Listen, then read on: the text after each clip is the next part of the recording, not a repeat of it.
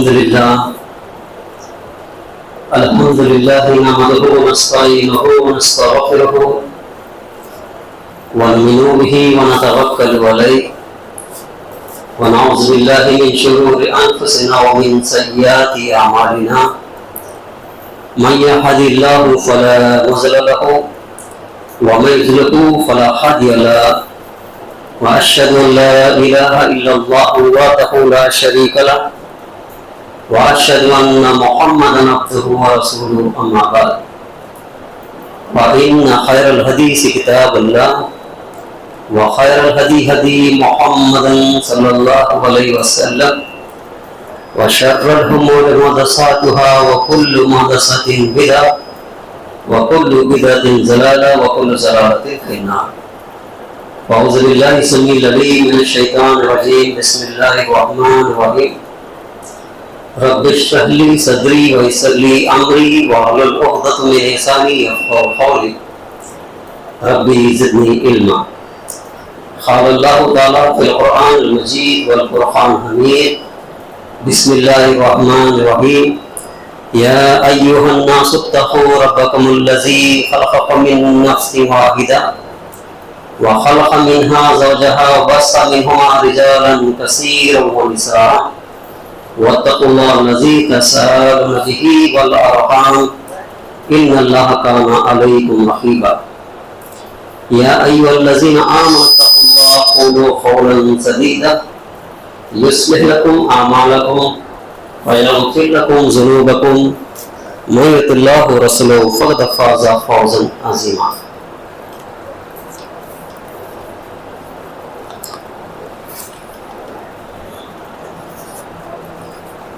أعوذ بالله من الشيطان الرجيم. إنما الصدقات للفقراء والمساكين والعاملين عليها والموعودات قلوبهم وفي رقاب والغارمين وفي سبيل الله وابن السبيل فريضة من الله والله عليم حكيم. سب طرح کی تعریف اس رب العزت کے لیے ہے جس نے زمین اور آسمان کو پیدا کیا اور ہمیں بسایا ہے. اسی کی حمد و ثنا بیان کرتے ہیں. کائنات کا پالنہار اور مشکل کشا صرف اللہ سبحانہ و تعالیٰ ہی ہے. اسی نے بے جاندار سے جاندار کو نکالنے والا، جاندار سے بے جاندار کو نکالنے والا، بڑا ہی حکمت والا، بڑا ہی رحم کرنے والا ہے. اسی نے ہمیں انسانوں کو رہنمائی کے لیے اپنے نبیوں کو مابعوث فرمایا ہے. سارے نبیوں پر اللہ سبحانہ و تعالیٰ کی سلامت نازل ہو. خصوصیت کے ساتھ آخری نبی حضرت محمد صلی اللہ علیہ وسلم پر اللہ سبحانہ و تعالیٰ کے سلامت نازل ہو. الحمدللہ اللہ کے فضل و کرم سے رمضان مبارک آسانی سے گزرتے چلے جا رہا ہے.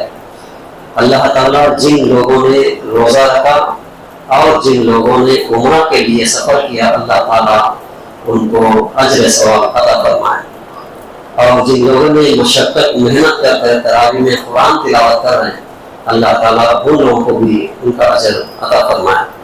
میرے بزرگوں اور عزیز دوستو، آپ کے سامنے میں نے قرآن پاک میں ایک سورہ ایسا سورہ ہے کہ اس سورہ کو بسم اللہ الرحمن الرحیم نہیں رہتا.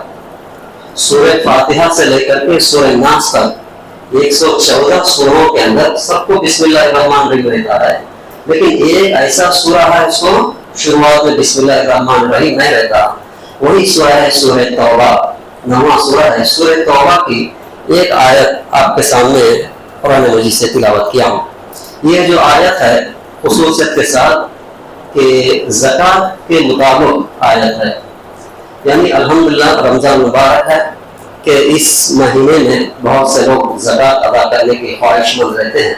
اللہ تعالیٰ ان لوگوں کی زکوٰۃ کو قبول فرمائے. اللہ سبحانہ وتعالیٰ فرما ہے کہ زکوٰۃ مفلسوں اور محتاجوں اور اس کام کرنے والوں کا حق ہے، اور جن کے دل جی کرنے کے لیے اور غلاموں کی گردنیں چھپانے کے لیے اور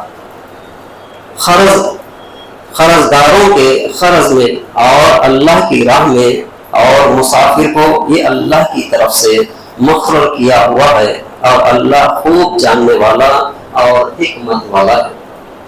دیکھیں زکوٰۃ کے مطابق زکوٰۃ کا لغوی معنی ہوتا ہے کہ صاف کرنا، پاکیز کر لینا۔ جس طریقے سے سونے کو بھٹی میں ڈال کر جیسا اس کو جلانے سے سونے کا سونا اور اس کا لکڑی جو ہے جیسا اوپر پھر جاتا ہے ایسے الگ ہو جاتا ہے، یعنی کجی سے پاک ہو جاتا ہے، اسی طریقے سے انسان کا جو مال ہے اس مال کو صفائی کرنے کے لیے اللہ سبحانہ وتعالیٰ نے یہ زکوٰۃ رکھا ہے۔ یعنی لغوی معنی ہے کہ صاف کرنا، پاکی کرنا۔ شریعت کے اعتبار سے جو مالدار ہے اس کا مال صفائی کرنے کے لیے اللہ سبحانہ وتعالیٰ نے یہ ایک نظام رکھا ہے۔ یہ 5 اسلام کے بنیادی چیزوں میں سے ایک ہے یہ زکوٰۃ۔ جو مالدار ہے، جو مستحق ہے، وہ زکوٰۃ ادا کرنا ہے۔ یہ زکوٰۃ کی وجہ سے اس کا مال صاف ستھرا ہوتا ہے اور غریبہ اور مسکین وغیرہ کے بھی ان کا ساتھ ہو جاتا ہے۔ تھوڑا آگے آ جائیے، پہلا صف پورا کر لیجیے، اس کے بعد دوسری صف، اس کے بعد تیسری صف۔ یہ اللہ سبحانہ وتعالیٰ نے اسلامی شریعت میں ہی، ہماری شریعت میں نہیں بلکہ اہل کتاب کی شریعت میں بھی یہ زکوٰۃ کا نظام تھا۔ زکوٰۃ بلکہ ان عبادتوں میں سے ہے جو تمام آسمانی مذہب ہیں، یعنی جو صحیفے ہیں اس صحیفے میں بھی فرض بتایا گیا ہے، جس کے تاریخ مختلف آسمانی صحیفوں میں درج کیا گیا ہے۔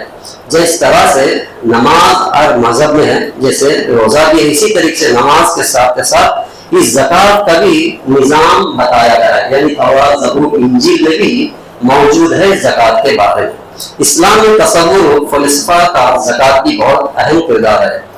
اسلام میں نماز کے بعد جس عبادت کا اصل تعلق خالق اور مخلوق کے باہمی سلسلہ ہے، یعنی مخلوق جو ہے دنیا میں رہنے والی ہر چیز مخلوق ہے، خالق جو ہے وہ اللہ تعالیٰ ہے۔ خلقت یعنی خالق جو ہے پیدا کرنے والا پالنہار ہے، یعنی خالق اور مخلوق کا درمیان رشتہ کرنے کا زکوٰۃ کا بہت بڑا اہم کردار رکھتا ہے۔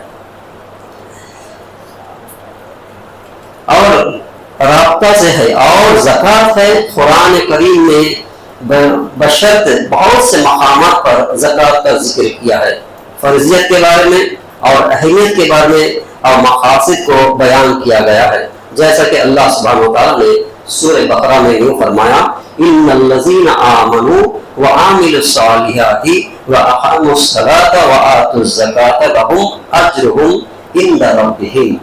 ہاں، جو لوگ ایمان لے آئے اور نیک عمل کریں گے اور نماز قائم کریں گے اور زکوٰۃ دیں، ان کا اجر بے شک اللہ رب العالمین کے پاس ہے۔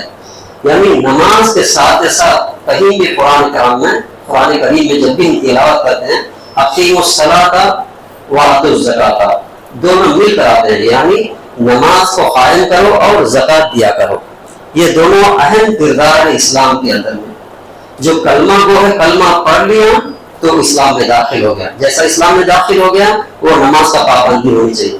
جیسا نماز کا پابندی ہے، اس نماز کی پابندی مومنین کے اندر میں دھن والے، دولت والے بھی ہو سکتے ہیں اور غریب بھی ہو سکتے ہیں۔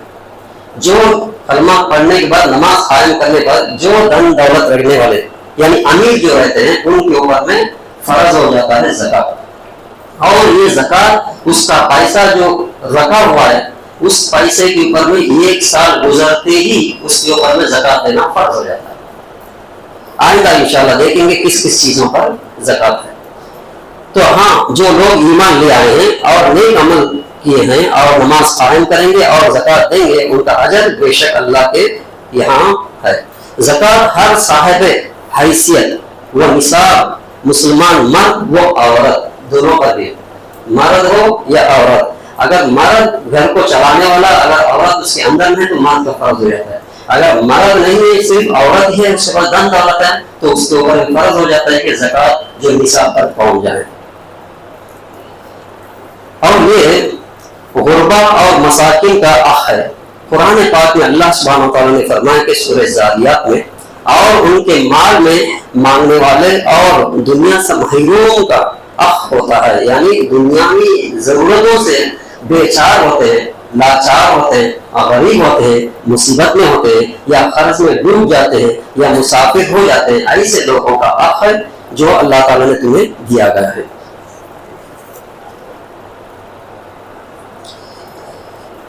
اور زکوٰۃ جو ہے سونا چاندی، سونا ہو یا چاندی ہو، اسی طریقے سے زمین کا پیداوار یعنی اناج، مال تجارت کا مال ہو، جانور پر ہو، یا کوئی خرید یا کوئی گھر یا فلیٹ ہو، کرائے پر رہنے کے لیے دیا گیا مکان کیوں نہ ہو، گاڑی ہو، اور دکان وغیرہ کی زکوٰۃ کیسے ادا کرے اس کے بارے میں پہچانے، یعنی سونا چاندی پر کیسا ہے، مقدار کیا ہے، زمین پر کیسا ہے، مال تجارت پہ کیسا ہے، جانوروں پر کیسا ہے، اور جو پلاٹ لیا گیا ہے اس پر، اور کرائے پر دیا گیا گھر اور گاڑیوں پر کس طریقے سے دینی چاہیے، اس کی تفصیل انشاءاللہ آپ کے سامنے رکھنے کے لیے کوشش کروں گا۔ اللہ تعالی ہمیں قرآن و حدیث کی روشنی میں آپ کے سامنے رکھنے کی توفیق عطا فرمائے۔ سونے کی زکوٰۃ 80 پر 7 گرام یعنی 7.5 تولے سونا پر زکوٰۃ واجب ہو جاتا ہے۔ ابن ماجہ کی حدیث ہے، جس کے پاس 7.5 تولے سونا کا ہے، اگر وہ استعمال میں ہو یا ایک جگہ رکھا ہوا، دونوں پر، اگر اس کا گھر میں 7.5 تولے پار ہو گیا تو اس کے اوپر میں زکوٰۃ دینا واجب ہو جاتا ہے۔ سونا مخصوص جگہ ہو یا استعمال میں ہو، ہر ایک پر زکوٰۃ واجب ہے۔ یہ سنن ابو داؤد کی حدیث ہے، یعنی اگر کسی کے پاس 7 تولے ہی ہے یا 6 تولے ہی ہے، اس کے اوپر زکوٰۃ نہیں ہے۔ اگر 7.5 تولے پر چلا گیا، جیسا کہ 8 تولے ہے، لوگ کیا سمجھتے کہ صرف 7.5 کے بعد میں آدھا تولہ ہی تو بچا 8 کے لیے، وہ آدھا تولہ پر نکالنے کے لیے کوشش کرتے ہیں، ایسا نہیں ہونی چاہیے۔ پورا 8 تولہ یعنی 8 تولے کے اوپر پورا خرید کر دیکھنا پڑے گا کہ اس کا حساب کتنے ہزاروں میں آتا ہے، اس کے اندر 100 کو 2 روپے 50 پیسے کے حساب سے اس کو لگا دیا جائے، یعنی 10 تولے کی ہو، پوری 10 تولے کے اوپر میں حساب لگانا پڑتا ہے، ایسا نہیں کہ 7.5 کم کر کے باقی کا نکالا جائے، یہ غلط طریقہ ہے۔ اگر 6 تولے ہے اس کے اوپر زکوٰۃ نہیں ہے، اگر 7 بھی ہے نہیں، 7.5 میں پہنچ گیا تو اس کو زکوٰۃ نکالنا اس کے لیے واجب ہو جاتا ہے، اس کو یاد رکھیے۔ بہت سے لوگ کم کر کے نکال دیتے ہیں، 10 تولے ہے تو 7.5 نکال کر کے بچے کے 2.5 تولے میں نکالتے ہیں، ایسا نہیں کرنی چاہیے۔ اس کے بعد میں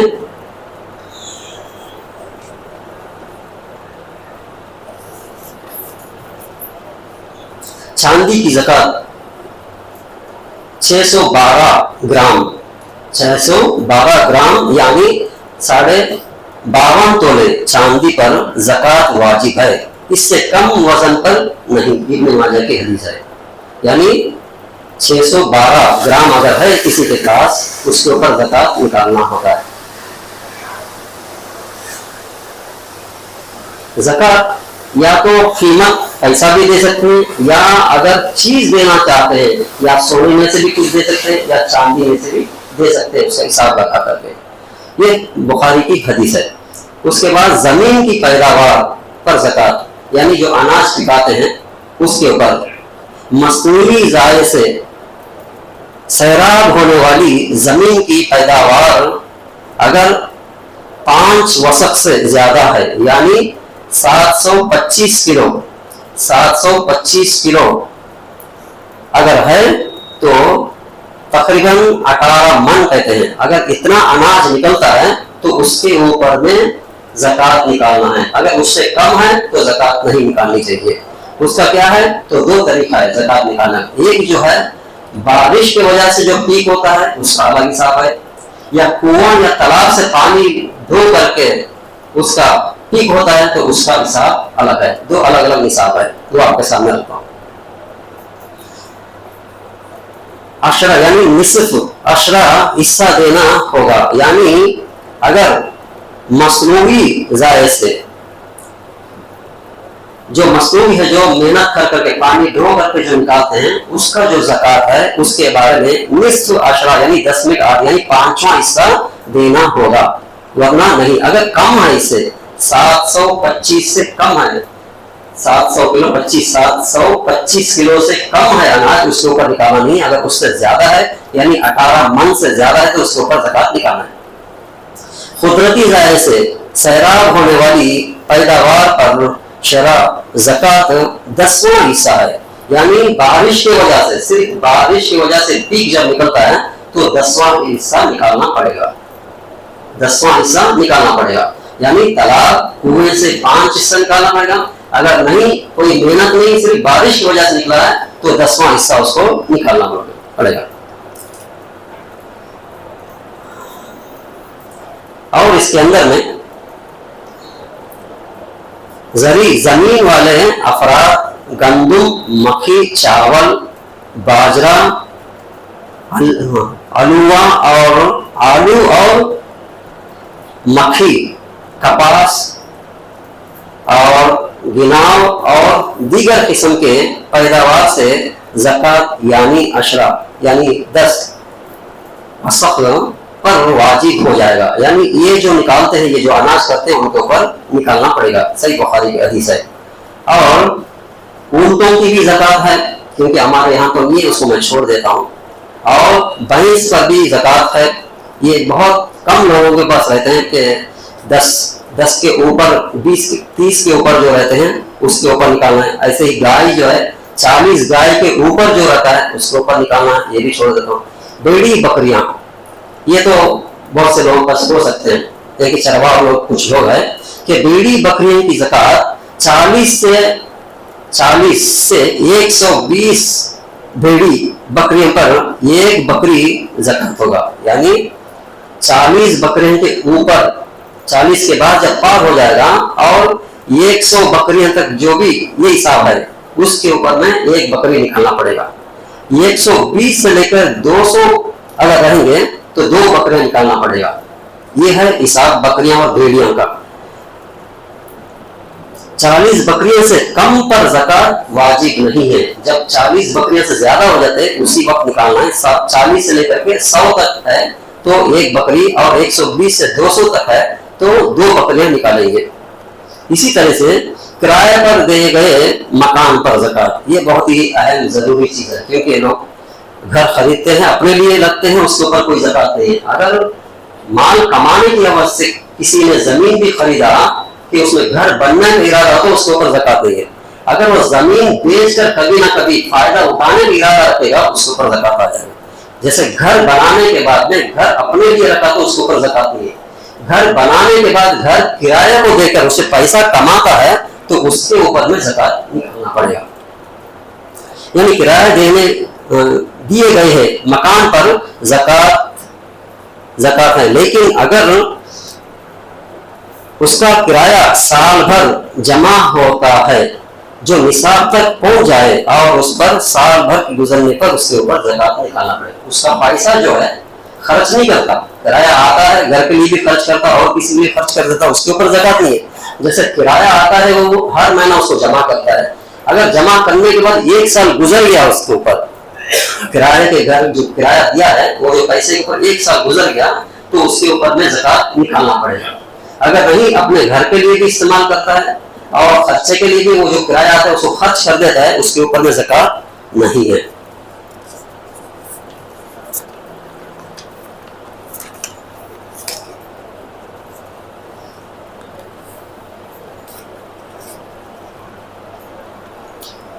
और गाड़ियां पर ज़कात, किराए पर चलाने वाली गाड़ियां, यानी खुद के लिए अगर कोई गाड़ी लेता है इस्तेमाल के लिए, अपने घर के लिए, अपने व्यापार के लिए, अपनी जरूरत के लिए जो गाड़ी लेता है उसके ऊपर ज़कात नहीं है। जिसने गाड़ियां लेकर चलाता है किराए पर, यानी किसी ड्राइवर को देकर चलाता है 10-15 गाड़ी, कुछ भी गाड़ियां चलाता है, अगर उसके ऊपर में पैसा आता है, अगर वो पैसा जमा किया है, अगर उसके ऊपर में 1 साल गुजर गया तो उसके ऊपर में ज़कात देना पड़ेगा। जैसे कि बहुत से लोग गाड़ियां खरीद करके दूसरे को देते चलाने के लिए, जो शाम में आकर पैसा कट करता है, ऐसा पैसा जम गया, जमाया हुआ पैसा अगर 1 साल गुजर गया तो उसको ज़कात देना पड़ेगा, गाड़ियों पर ज़कात।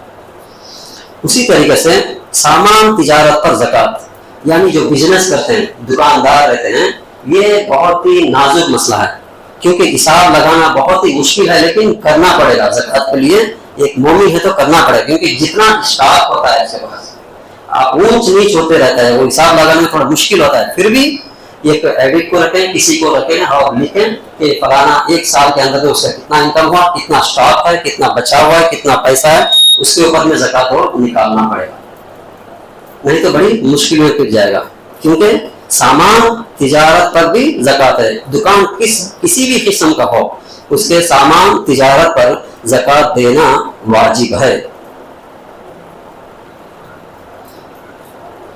اس کے بعد فلیٹ یا زمین پر زکوٰۃ، جیسے کہ پہلے میں بتایا، اپنے گھر رہنے کے باوجود ایک فلیٹ خرید کر رکھتے ہیں، کسی کو کرایہ کو دے دیتے ہیں، یا تو زمین خریدتے ہیں اپنا گھر بننے کے لیے، اس زمین پر نہیں، زمین گھر ہونے کے باوجود بھی فلیٹ یا کوئی بھی زمین خرید کر رکھتے ہیں کہ چلو کل کے دن اس کو بیچیں گے پیسہ آئے گا، یہ نیت سے اگر کسی نے خرید کر رکھا ہے تو اس کے اوپر میں ہر سال زکوٰۃ نکالنا ہے، اسے کوئی چھوٹ نہیں ہے، فلیٹ یا زمین، یہ دونوں طریقے سے۔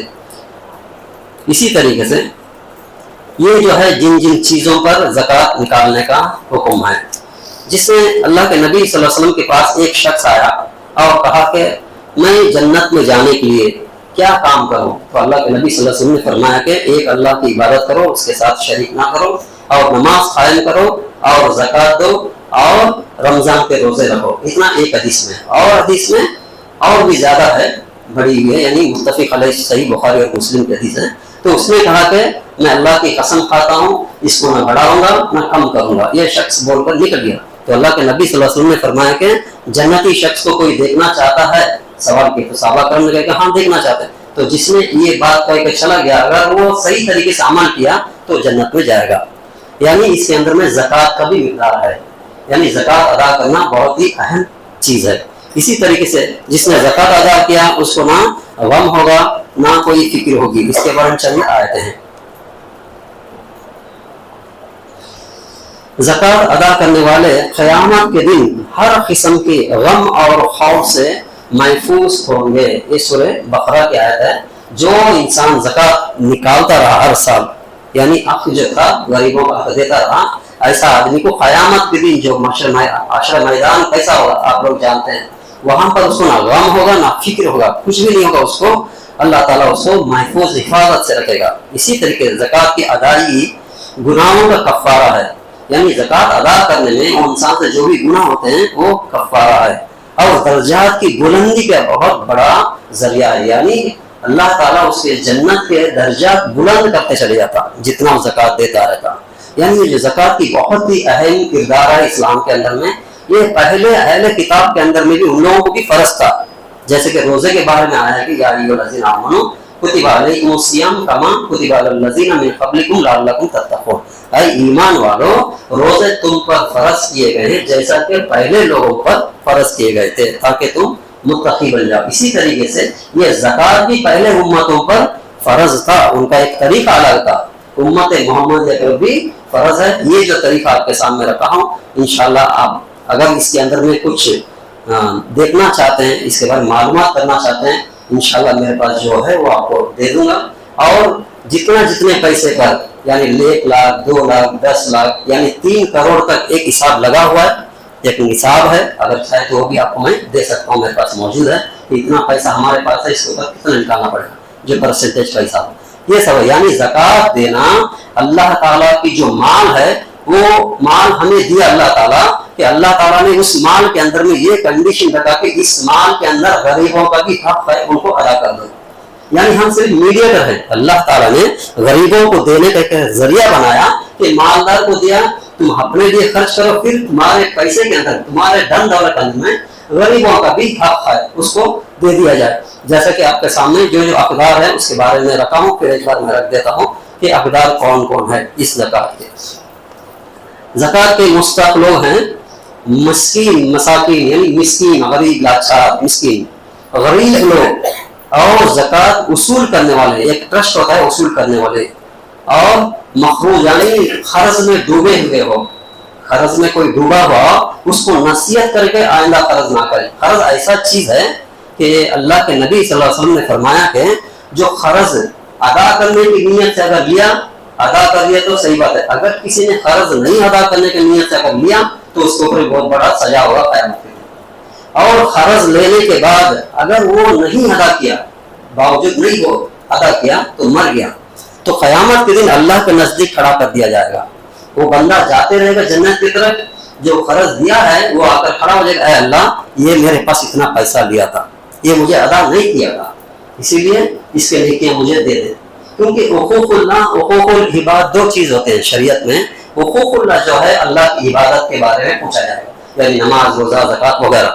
لیکن حقوق العباد جو ہے یعنی لوگوں کا حق ادا کرنا، جو لوگوں کا، انسانوں کا حق ادا کرنا، اس میں بہت بڑی کردار ہے، جیسے کہ ماں باپ کا حق ادا کرنا، بیوی بچے کا حق ادا کرنا، اڑوس پڑوس کا حق ادا کرنا۔ ایسے ہی اگر قرض لینے کے بعد نہیں دیا تو حقوق العباد میں آ جائے گا۔ اللہ تعالیٰ کہے گا تو حقوق اللہ تو نے عمل کر لیا، لیکن حقوق العباد میں تو نے کوتاہی کیا، تو تیرے لیے اس کو دے دیا جائے گا۔ اسی لیے قرض جو چیز ہے بہت ہی ڈینجر ہے، اسی لیے جتنا جلدی ہو سکے قرض سے باہر نکلنا ہے، کیونکہ جو قرض نہیں کیا وہ اطمینان کی زندگی گزار سکتا ہے، جس نے قرض میں ڈوبا ہوا ہے وہ فکر مند ہوتا ہے۔ اسی لیے قرض کرنے سے پرہیز کریں، قرض سے دور رہیں۔ اسی لیے اللہ کے نبی صلی اللہ علیہ وسلم نے فرمایا کہ قرض کرنے سے بچو، قرض کرنے سے تم لوگ بچو، قرض میں مت جایا کرو۔ زکوٰۃ وصول کرنے والے کے لیے بھی دے سکتا ہے، اور مخروج یعنی جو قرض میں ڈوبے ہوئے غیر مسلم جو اسلام کے لیے نرم گوشہ رکھتے ہو، یعنی پہلا چیز جو ہے مسلمانوں کو دینی چاہیے۔ اگر نہیں آپ کا دوست ہے وہ مسلم نہیں ہے، غیر قوم کے ہیں، یا تو ہندو کرسچن وغیرہ کوئی ہے، یعنی ہم لوگوں سے مل جل کر رہتے ہیں، نرم مزاج والا ہو، یعنی اسلام کے خلاف نہ ہو، یا اسلام کی طرف رجوع کرنے والا ہو، یا رغبت دلانے والا ہو، اسلام کے بارے میں معلوم کرنا چاہتا ہو، اگر ایسے لوگ کو بھی دے سکتے ہیں، کیونکہ اس کے دل جینے کے اسلام میں ایک نصاب ہے، اسلام میں دھن دولت والے غریبوں کو دینے کا نصاب ہے، اس کو بتانے کے لیے، اس کے دل جوئی کرنے کے لیے، اسلام کی بات رکھنے کے لیے اس کو دے سکتے ہیں۔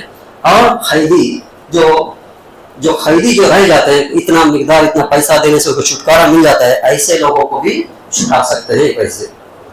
اسی طریقے سے مجاہدین یعنی دین کی خاطر، اللہ کی جو دین کے خاطر اگر جہاد کرنے کے لیے تیار رہتے ہیں، جیسا بارڈر میں رہتے ہیں اپنے کنٹری کو بچانے کے لیے، یا اسلامی شریعت کو بچانے کے لیے جو مجاہد رہتے ہیں، جو سچے مجاہد ہیں، ایسے لوگوں کو اگر ضرورت پڑا تو ان کو بھی دے سکتے ہیں۔ یہ 7 قسم کے لوگ ہیں، ایک جو ہے مسکین ہیں، غربا ہیں، اور زکوٰۃ وصول کرنے والا ہے، اور مخروج جو قرض والے ہیں، اور غیر مسلم کی دل جوئی کے لیے کرنا ہے، اور قیدیوں کے لیے، اور مجاہدین کے لیے۔ یہ جو ہے ان لوگوں کو ہم لوگوں نے ادا کر سکتے ہیں۔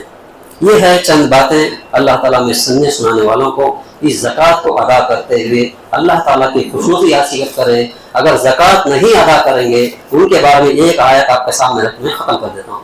جس دن اسے جہنم کی آگ میں گرم کیا جائے گا، پھر اس کے ذریعے ان کی پیشانیوں اور ان کے پہلوں اور ان کے پیٹوں کو داغا جائے گا۔ یہی ہے وہ مال جو تم نے اپنے لیے جمع کیا تھا، تو اب چکو اس کا مزہ جو تم جمع کرتے رہے ہیں۔ یعنی جس نے مال کو جمع بھی کیا اور اس کو زکوٰۃ نہیں دیا، تو قیامت کے دن اس کو گرم کر کے اس کے پیٹھ کے اوپر، اس کے سینے کے اوپر اس کو لگا دیا جائے گا، اور حدیث میں آتا ہے کہ اس کو طوق پہنا دیا جائے گا، اور جگہ ہے کہ اس کو سانپ ڈسیں گے وغیرہ وغیرہ، بہت سے حدیثیں ہیں، قرآن کی آیتیں ہیں۔ جو زکوٰۃ نہیں دے گا اس کے لیے بہت بڑی گناہ ہے، ایسا نہیں کرنی چاہیے۔ اللہ تعالیٰ جو کچھ بھی ہمیں دیا ہے وہ زکوٰۃ دے کر وہ صاف ستھرا کریں، اپنا مال صاف ستھرا کریں، یہی زکوٰۃ کا مقصد ہے۔ اللہ تعالیٰ ہم سب کو زکوٰۃ ادا کرنے کی توفیق عطا فرمائے۔ اگر ہمارے کوئی کوتاہی ہے اللہ ہمیں معاف فرما دے، آمین۔